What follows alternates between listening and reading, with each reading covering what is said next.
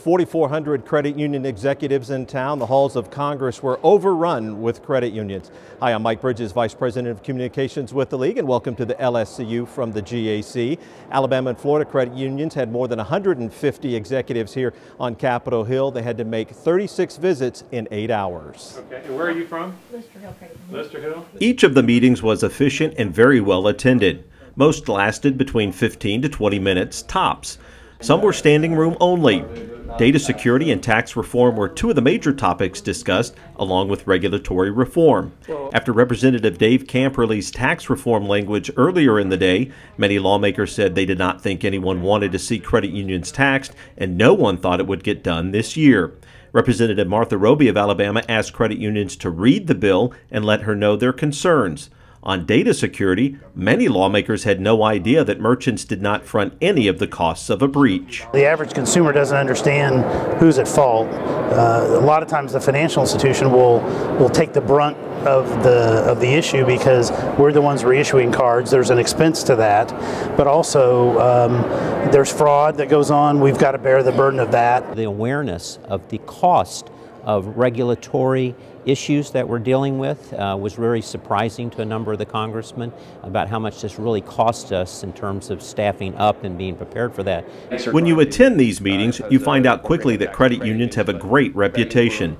Representative Andrew Crenshaw of Florida told everyone how much he appreciated them and how every time they came to Washington, they were up on the issues.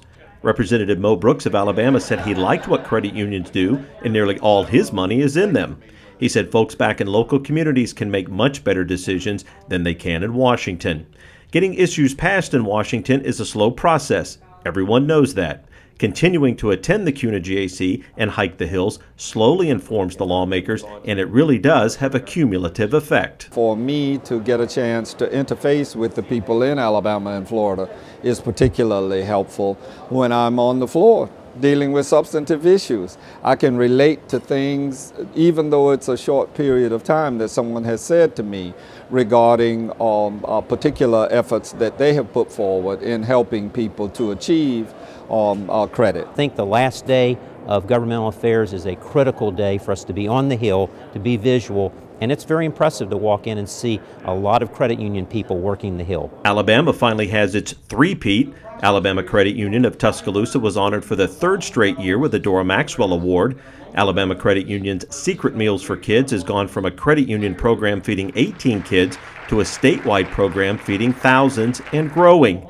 The local communities are now getting involved. Last year we had our first annual Kids Triathlon with over 200 kids participating to help feed other kids. So that was a great event. And bigger events and bigger charities are coming to us and asking us, how are you doing it? How are you keeping this momentum going? And it really is truly because we're a credit union and our members love us and are always willing to help us and do things for us. It's easy to come to the 2015 CUNA GAC. Just mark your calendars today. A little different next year. It's March 8th through the 12th in 2015. Next advocacy opportunity is in the state of Florida with the Florida Credit Union Association State Government Affairs Conference. That's coming up near the end of March. And don't forget about the Southeast Credit Union Conference and Expo. That's coming up in June in Orlando. Thank you for watching this LSCU and Affiliates production.